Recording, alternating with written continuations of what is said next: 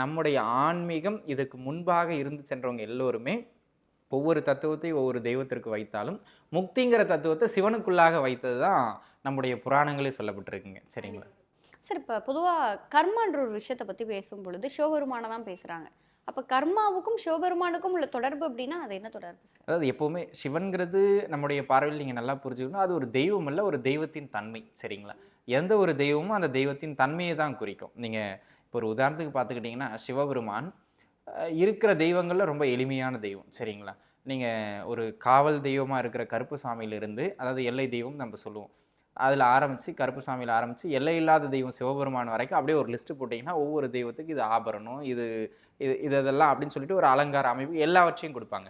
ஆனா மிக எளிமையான தெய்வம். இப்ப நம்ம அலங்காரம் பண்ணிக்கிட்டு இருக்கோம்னு வச்சுக்கங்களேன், பட்டைய போட்டு அதுவும் தங்கத்தில தான் போடணும், ஆபரணம் வைக்கணும். அது நம்மளா உருவாக்கிக்கிட்டது. ஆனா மிக மிக எளிமையான தெய்வம். ஏன்னா அவர் அரூபமான லிங்க சொரூபம்ங்கிறதே ஒரு அருவம் தான். சரிங்களா? அது உருவம் கிடையாதுங்க. அந்த மாரியான ஒரு அமைப்பு. வானத்தையும் பூமியையும் இணைக்கின்ற ஒரு கோட்டுக்கு லிங்க சொரூபம்னு பேர். அப்படி இருக்கும்போது, அவர் மிக எளிமையான ஒரு தெய்வம். சரிங்களா? கர்மாவை கடக்கணும் அப்படின்னு சொன்னா, அந்த எளிமைத்தன்மையை நம்ம அடையணும் அப்படிங்கிறது தான் அவருடைய முதன்மையான தத்துவமே. சிவனுடைய தத்துவமே என்னன்னா, எதுவுமே இல்லங்கிறது தான். இப்ப நம்ம போய் பேசிக்கிட்டு இருக்கோம்ங்க. ஒண்ணுமே இல்லங்கிறத ஒருத்தர் ரகசியம்னு சொல்லி சிதம்பரத்த வச்சுட்டார். சரிங்களா? நம்ம சிதம்பர ரகசியம், சிதம்பர ரகசியம்னு பேசிக்கிட்டு இருக்கோம். சிதம்பர ரகசியம்னா என்னன்னா, ஒண்ணும் இல்ல. ரகசியம் ஒண்ணும் இல்லையானா, ரகசியம்ங்கிறதே ஒண்ணும் இல்லங்கிறது தான் ரகசியம்.